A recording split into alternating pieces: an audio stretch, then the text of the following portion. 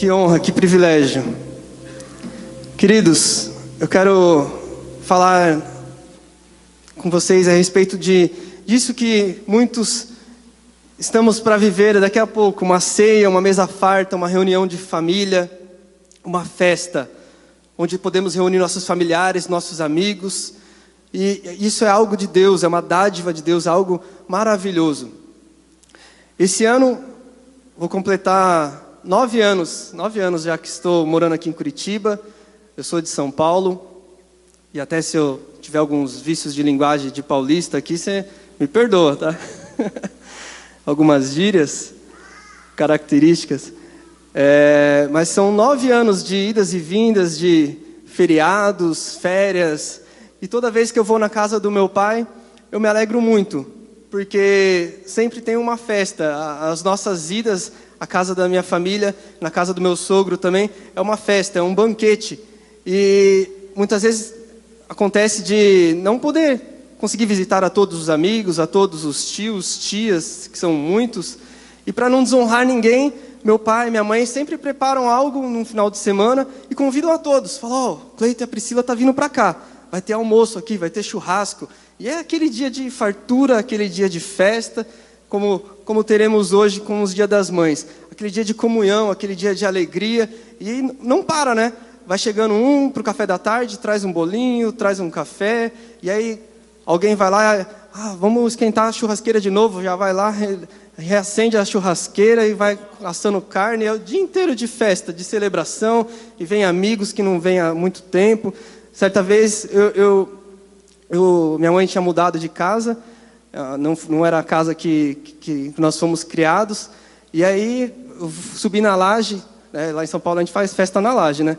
Subi na laje e vi o amanhecer do sol, o amanhecer do dia, um sol lindo assim, e não tinha visto daquela vista daquela casa ainda, que era nova para mim, né? E aí tirei uma foto e postei no Face. Bom dia, São Bernardo do Campo, né? Aí daqui a pouco começou a pular lá no Face. Você tá aqui? Você tá aqui? Você não vai vir aqui? E não sei o quê. Os amigos, vou ir na casa da sua mãe. Onde sua mãe está morando? E então é sempre algo muito gostoso, gratificante, retornar à casa do Pai. É um momento de festa. E esse é o título da minha mensagem que eu quero dar para essa mensagem, é promover festa na casa do Pai. Eu e você sempre temos essa oportunidade de promover festa na casa do Pai, de deixar a festa na casa do Pai, essa mesa sempre posta, essa festa em contínuo. E Jesus, ele exemplificou isso, que no mundo espiritual, diante da presença do Pai, tem essa mesa posta com fartura. E sempre a festa, quando um filho retorna à casa do Pai, quando um filho vai celebrar, quando um filho se assenta a essa mesa, a esse banquete, a festa diante dos anjos, a festa diante de Deus, a festa na casa do Pai. Eu quero te convidar a fazer uma leitura na parábola que Jesus exemplifica isso, que está em Lucas 15, e nós vamos ler a partir do 11. E ali Jesus nos mostra 2 exemplos de filhos. 2 exemplos de filhos. Antes ainda, essa é a terceira parábola que Jesus exemplifica isso. Ele fala da ovelha perdida, ele fala de uma dracma, de um dinheiro que foi perdido e foram achados, e houve festa, e houve júbilo na presença de Deus quando eles retornaram aos seus donos, quando retornou à presença do Pai. É um lugar de festa, um lugar de júbilo, e é sobre isso que eu quero falar com vocês. Então eu vou lendo os textos aqui, os irmãos podem acompanhar, vou fazer algumas pausas para chamar a atenção para alguns detalhes. E diz assim: disse-lhe mais, certo homem tinha 2 filhos. O mais moço deles disse ao pai: Pai, dá-me a parte dos bens que me toca. E repartiu-lhes, pois, os seus haveres. Ali, o mais moço disse assim: Pai, dá-me. Ele queria, ele falou assim: eu quero, me dá. E notem que o pai, ele repartiu a herança, repartiu os bens com os 2 filhos. Não foi só o filho mais novo que sai de casa que recebe a herança. Os 2 filhos receberam a herança. Próximo. Poucos dias depois, o filho mais moço, ajuntando tudo, partiu para um país distante e ali desperdiçou os seus bens, vivendo dissolutamente ou irresponsavelmente. E havendo ele dissipado, gastado tudo, houve naquela terra uma grande fome, e começou a passar necessidades.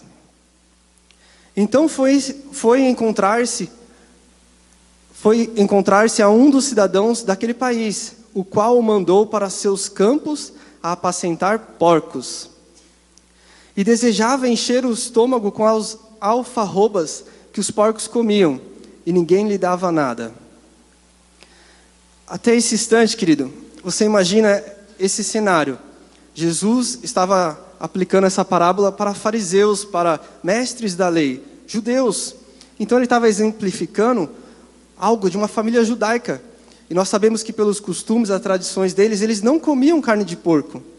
Você imagina que situação mais humilhante esse moço teve que passar, sendo ele um judeu indo para criar porcos. E ele desejava comer aquelas vagens, a comida que os porcos comiam, e ninguém lhe dava nada. E aí, porém, então, acontece algo muito interessante na vida desse jovem, que é o de repente de Deus. O de repente de Deus. O texto diz assim: caindo, porém, em si, disse o jovem: quantos empregados de meu pai têm abundância de pão, e eu aqui pereço de fome. Interessante que ele diz: os empregados do meu pai, os servos do meu pai, os escravos do meu pai, têm abundância de pão. Abundância de pão, notem isso. E ele, no momento algum, ele desprezou que ele tinha um pai. Ele estava longe do pai, ele perdeu a intimidade do pai, mas ele reconhecia que ele tinha um pai. Ele fala: na casa do meu pai, eu perdi isso, por estar longe da casa do meu pai. O que esse jovem perdeu? Ele perdeu as bênçãos, ele perdeu o cuidado do pai, ele perdeu tudo aquilo que a casa do pai poderia dar a ele, o conforto, o convívio, a proteção. Ele perdeu a segurança de estar longe do pai. Ele pereceu, ele perdeu o seu dinheiro, ele perdeu a sua herança, mas não foi somente necessidades financeiras que sobreviram sobre ele. Não foi somente os recursos materiais que ele perdeu, que ele sentiu falta e que ele desejava. Ele sentiu um grande vazio, porque ele estava longe do pai. Ele perdeu a intimidade com o pai. O que ele tinha de mais valoroso, a intimidade do seu pai, ele perdeu. Ele não perdeu o pai, mas ele perdeu muitas coisas pela falta do convívio com o seu pai. Ele perdeu a intimidade com o pai. E isso, querido, isso é algo de extremo valor. Nós podemos ter intimidade com o nosso pai, com o nosso Senhor. Esse menino, ele caiu em si. Esse caindo em si foi algo que foi um toque que ele recebeu. Um toque do Espírito Santo na vida desse rapaz. Ele foi tocado e foi convencido do seu pecado, ele foi convencido do seu erro, e então ele resolve retornar à casa do pai. Ele resolve voltar à casa do pai, porque ele foi ministrado no seu coração e ele caiu em si, porque ele disse assim: eu estou vivendo sobre o poder da morte, eu estou vivendo sobre o poder da destruição, eu estou vivendo uma desgraça. A obra do ladrão, conforme o José Roberto disse aqui, o ladrão veio para matar, roubar e destruir. Jesus veio para que tenham vida e vida em abundância. João 10:10. Queridos, esse menino, longe do pai, ele desperdiçou a sua herança, mas ele desperdiçou essa vida abundante, e ele estava sob a influência da obra do ladrão, do roubo, da morte e da destruição. E ele disse então ali no 18: levantar-me-ei e irei ter com meu pai. Direi a ele, direi: pai, pequei contra os céus e diante de ti. Não sou digno de ser chamado teu filho. E ele diz algo muito interessante: trata-me como um dos seus escravos. Levantou-se, pois, e foi para o seu pai. Ele disse: trata-me quando quando ele saiu da casa do pai, ele queria algo. Ele falou: dá-me. Um coração orgulhoso, um coração que queria só para ele. Mas ao retornar da casa do pai, ele diz assim: pai, trata-me. Ele mudou o seu coração. Ele falou assim: eu vou falar para o meu pai: trata-me, pai, trata-me. Porque ele queria retornar à casa do pai com um coração humilde, um coração quebrantado, porque ele não poderia voltar mais para a casa do pai pelo mesmo caminho, pelo caminho do orgulho, pelo caminho da afronta, pelo caminho da afronta que ele fez com o seu pai. Ele não poderia voltar para a casa do pai por esse caminho.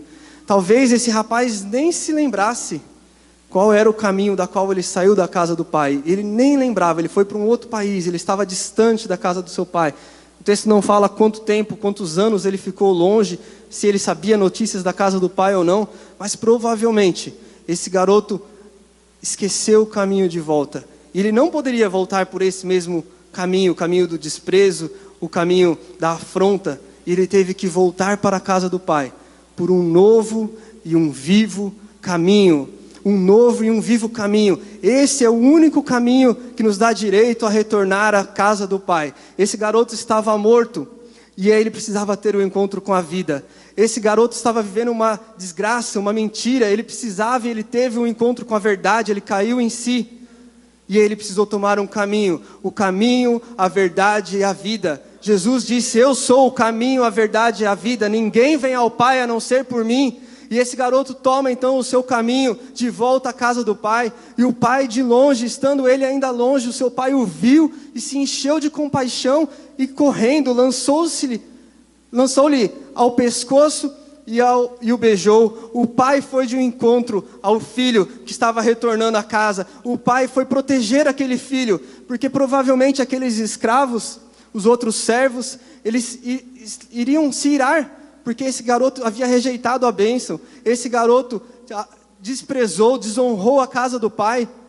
E muitas vezes os servos, os outros escravos, poderiam atacá-lo, poderiam apedrejá-lo. Mas o pai foi ao encontro para proteger esse garoto. Quando eu e você, quando nós nos dispomos a voltar da casa do pai, o pai imediatamente se levanta e ele nos coloca a sua proteção, ele nos coloca o seu cuidado, ele nos abraça, ele nos beija, ele nos acolhe. O pai nos protege de tudo. O pai nos protege de tudo.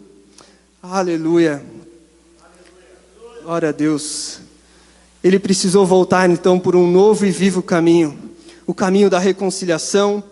O caminho que havia sido trilhado por alguém, que havia marcas, que havia pisaduras, marcas de sangue, marcas que curaram o interior, a alma, as feridas desse garoto. Jesus havia trilhado esse caminho, o caminho que traz paz, o caminho que traz reconciliação, e Jesus deixou marcas, deixou trilhado as suas pisaduras, e esse garoto pega esse caminho de volta para a casa do Pai, o caminho das pisaduras de Cristo, pisaduras da marca, do sangue do Senhor Jesus, que perdoa e lava esse garoto de todas as coisas, e dá a ele livre acesso novamente à casa do Pai. Livre acesso à casa do Pai. Próximo. Disse-lhe o filho: Pai, eu pequei contra os céus e diante de ti, e já não sou digno de ser chamado teu filho. Mas o pai disse aos seus servos: Trazei depressa a melhor roupa, vestilha e põe-lhe um anel no dedo e alparcas nos pés. O pai disse ao filho: Filho, eu te devolvo a autoridade. Filho, você não é um escravo, você é meu filho. Os escravos andavam descalços, e esse filho volta para casa maltrapilho, e o pai dá uma veste nova, uma veste de glória, uma veste de louvor, e coloca no pé dele sandálias, dizendo: Pai, filho, você não é um escravo, você é o meu filho amado, eu te devolvo a autoridade, eu te devolvo a filiação, eu te devolvo a honra, eu te devolvo a glória, porque eu me alegro de você estar na minha casa. E o pai disse mais: Trazei também o bezerro cevado, e mate-o, e comamos e regozijamos. Porque este meu filho estava morto, e ele reviveu, ele tinha se perdido, e foi achado. E começaram então a regozijar-se. Queridos, Toda vez que eu e você convidamos alguém para voltar aos caminhos de Deus, para que ele possa voltar a ter essa intimidade com o Pai, da qual muitos esqueceram, do qual muitos rejeitaram, estão sobre a obra da destruição, sobre a obra da morte. Toda vez que alguém volta à presença do Pai, essa mesa é posta, e essa mesa está sendo sempre realimentada, essa mesa é sempre recolocada. Há uma festa de contínuo na presença do Senhor, porque pessoas, instante após instante, estão voltando para a casa do Pai. Eu e você temos esse privilégio de manter essa festa, de manter essa honra, de manter essa celebração na casa do Pai. Essa mesa sempre posta, essa mesa sempre está posta. Nessa mesa há fartura na mesa do Pai, ao óleo, ao pão, ao vinho, à alegria, à comunhão. A comunhão, nós temos o privilégio de promover a festa na casa do Pai a todo instante. A todo instante, isso nos é dado, essa oportunidade de sermos embaixadores, reconciliadores, através da obra de Cristo, trazer as pessoas a essa mesa, a essa fartura, a essa abundância, a essa vida e vida em abundância, que é estar diante do trono da graça do Senhor, que é estar diante dessa mesa posta. Vamos ver agora então o outro filho. Qual foram as atitudes do outro filho?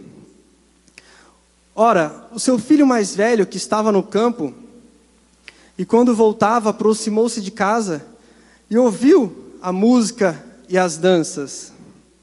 E chegando-lhe um dos servos, perguntou-lhe: o que era aquilo? Respondeu-lhe: chegou o teu irmão, e o teu pai matou o bezerro cevado, porque o recebeu são e salvo. Mas ele se indignou e não queria entrar. Saiu então o pai e insistia com ele. Ele, porém, respondeu ao seu pai: eis que há tantos anos te sirvo, e nunca transgredi um mandamento teu. Contudo, nunca me deste um cabrito para que eu me regozijar com os meus amigos. Vindo, porém, este teu filho, que desperdiçou os teus bens com as meretrizes, mataste-lhes o bezerro cevado.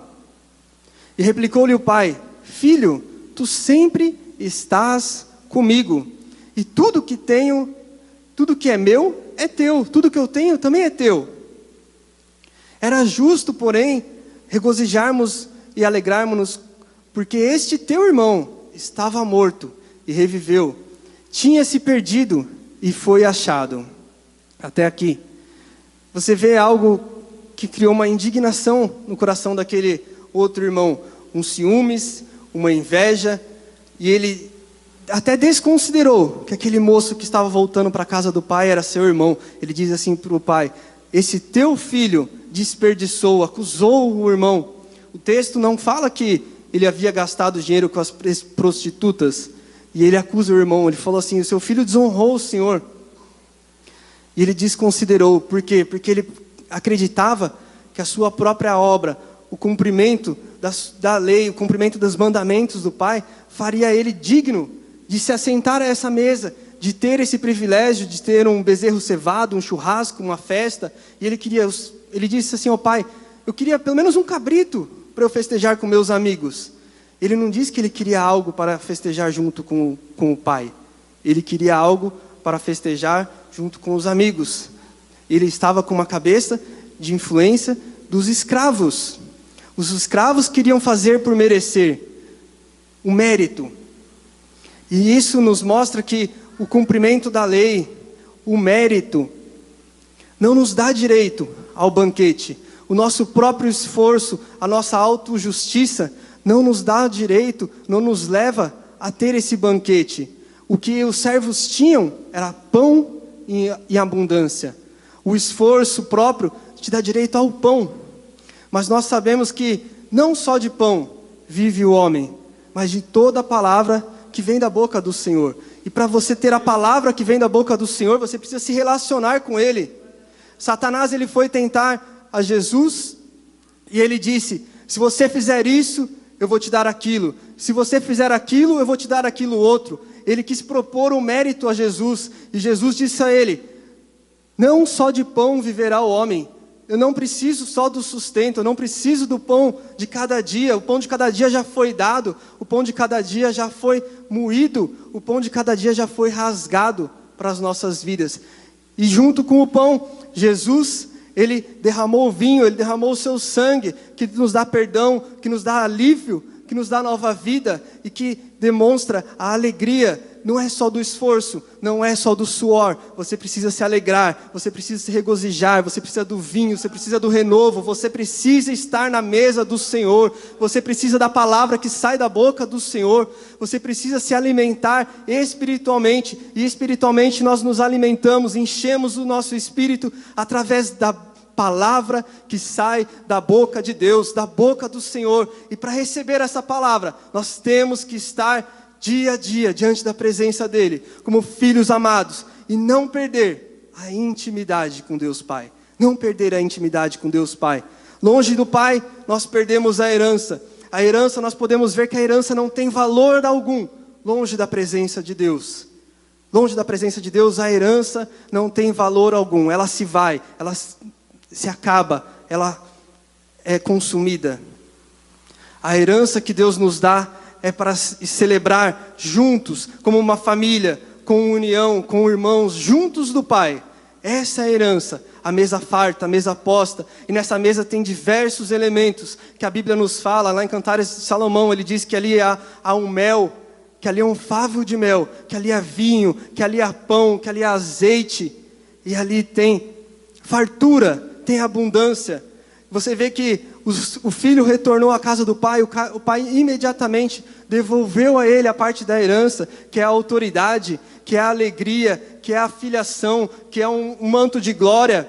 O pai devolve isso ao filho, devolve isso ao filho. Isso nos foi dado, isso nos foi dado. Quando Jesus retornou ao seu trono junto ao pai, o pai lhe disse: filho, onde está a glória que eu te dei? Pai, a glória que o Senhor me deu, eu dei a eles. Eu deixei com eles, com a minha igreja, com os meus irmãos, para que eles possam se servir dessa mesa a todo instante, que eles possam trazer mais e mais convidados. E a palavra, ela demonstra, ela ilustra, por algumas parábolas, essa festa na casa de Deus, essa festa, e ele diz assim: tragam convidados,